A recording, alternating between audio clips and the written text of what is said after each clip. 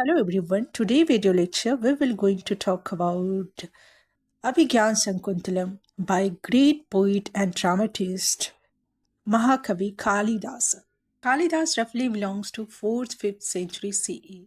Is universally regarded as the finest writer in the entire history of Sanskrit literature and one of the greatest poets in world literature. His name literally means servant of Kali, but legend says the goddess Kali blessed an illiterate but devoted boy with extraordinary poetic genius. Very little information is known about his life. Traditional accounts place him as one of the legendary Navratan, 9 gems, at the court of the Gupta Emperor Chandragupta II Vikramaditya in Ujjain. This was the golden age of classical Indian culture, science, and art, often called India's classical age or golden Gupta period. So now let's discuss the great work of Kalidas, Abhigyan Sankuntalam. Abhigyan Sankuntalam is universally regarded as the greatest classical Sanskrit play and one of the finest work of world literature. It is based on a story from Mahabharata, Adi Parv, section 62 say 69. But Kalidas transforms it into a profound romantic tragedy of love, separation, curse, destiny, and ultimate reunion. It is divided into 7 acts. So now let's discuss summary of Abhigyan Sankuntalam. King Dushyant, the king of Hastinapur of the Puru dynasty, while hunting in the sacred forest, comes across the hermitage of the great sage Kanva. Kanva is away on pilgrimage, but the king meets his foster daughter Sankuntala.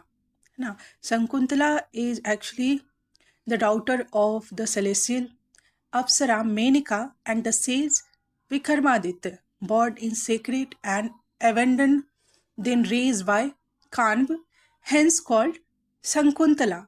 Sankuntala means protected by birds. Understand? So Sankuntala was the foster daughter of Rishi Kanva. So accompanied by her two close friends, Sankuntala, accompanied by her two close friends, Ansuya and Priyambada, Sankuntala instantly captivates the king with her unearthly beauty and grace. Dushyant falls madly in love after some initial shyness and witty banter.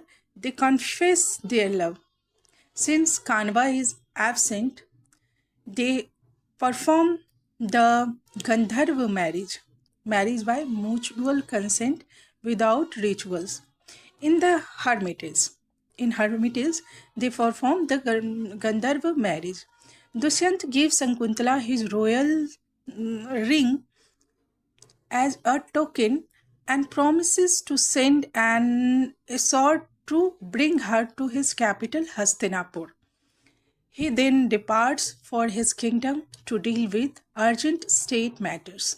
तो king Dushyant उनको शंकुंतला को वहीं पे छोड़ के और चले जाते हैं, बोलते कि आपको ऑफिशियली हम लोग बुलाएंगे और अपना पहचान के रूप में उनको एक रिंग दे देते हैं कि आप ये दिखा के, ये मेरा आपसे वादा है कि मैं आपको बुलाऊंगा, और इस तरह से उनको एक रिंग दे देते हैं अपनी तरफ से. आगे क्या होता है कि बैक एट द पैलेस ना देयर इरास्केबल जो शॉर्ट टेम्पर सेज हैं, सेज दुर्वासा, उनका जिक्र आता है इसमें कि जब शंकुंतला बैठी हुई थी, यादों में खोई हुई थी, तो उसी समय उनके कुटिया में ऋषि दुर्वासा आते हैं और Shakuntala lost in thoughts of Dushyant and She was also pregnant with his child, failed to greet or attend to the short-tempered sage. है ना? Enraged, Durvasa curses her. Durvasa बहुत गुस्सा हो गए और श्राप दिया, the one for whom you are lost in thought will not remember you at all. जिसकी यादों में तुम खोए हो वही तुम्हें भूल जाएगा. तब उनकी दोस्त जो है उनसे शकुंतला की दोस्त जो हैं ऋषि से प्रार्थना करती हैं एंड ही मोटिफाइज इट, है ना. वो अपने श्राप को मोडिफाइज करते हैं कि the king will remember everything the moment he sees the ring he give sir, है ना. जब रिंग को वो दिखाएंगी तो किंग को सारा याद आ जाएगा. Shakuntala herself never hears the curse. Shakuntala को अभी भी कर्स के बारे में कुछ नहीं पता है. आगे क्या होता है, says Khanwa return and through divine intuition learns of the marriage and the pregnancy. Far from being angry, he blesses the union and prepare to send Sankuntala to her husband with an escort of hermits. ठीक है, तो वो कहते हैं कि अब इनको इनके पति के पास हस्तिनापुर भेज देने की वो तैयारी करते हैं. इन एन कौन, ऋषि कानवा. In an intensely emotional scene, Sankuntala bids tearful farewell to her friends, the deer and trees of the ashram, and her foster father. Nature itself seems to weep at her departure. तो अब शकुंतला जा रही हैं और इनको वहाँ से बिछड़ने का बहुत दुख है, अपने पिता से, अपनी सखियों से, अपने जो उनका सराउंडिंग्स था कुटिया का. तो नेचर भी लग रहा था कि जैसे उनके जाने पे नेचर रो रही है. नाउ शकुंतला कहाँ जा रही हैं, हस्तिनापुर जा रही हैं. Shakuntala now visibly pregnant reaches Hastinapur because of Durvasa curse. Dushyant has absolutely no memory of her or their marriage. When she approaches him in open court and tells her story, the king publicly denounces her as an impostor and refuses to acknowledge either her or the child. तो king उनका अपमान करते हैं किसका, शकुंतला का. और क्योंकि श्राप के कारण कुछ भी याद नहीं है दुष्यंत को, तो कहते हैं कि तुम जो भी बोल रही हो वो झूठ बोल रही हो, और इस तरह से वो अपनाने से इनकार कर देते हैं. In desperation Shakuntala searches for the signet ring to trigger his memory, है ना. और शकुंतला अब अपनी रिंग को ढूंढने लगते हैं कि उनको याद दिलाया जा सके. only to realize she has lost it while bathing in a sacred river on the way. और तब वो रियलाइज करती है कि वो रिंग उन्होंने खो दिया है जब वो नदी के किनारे स्नान कर रही थी. with no proof and no husband, she is utterly humiliated. Now her mother Menaka, watching from the heavens, sent a celestial wind to carry Sankuntala away before worse dishonor call befall her. तो मेनका जो उनकी माँ थी, जो स्वर्ग में अप्सरा थी, वो सारा कुछ देख रही थी और मेनका ने अपनी बेटी को वहाँ अपने पास बुला लिया. वो देखी कि इतना अपमान हो रहा है तो वो अपनी बेटी को अपने पास बुला ली.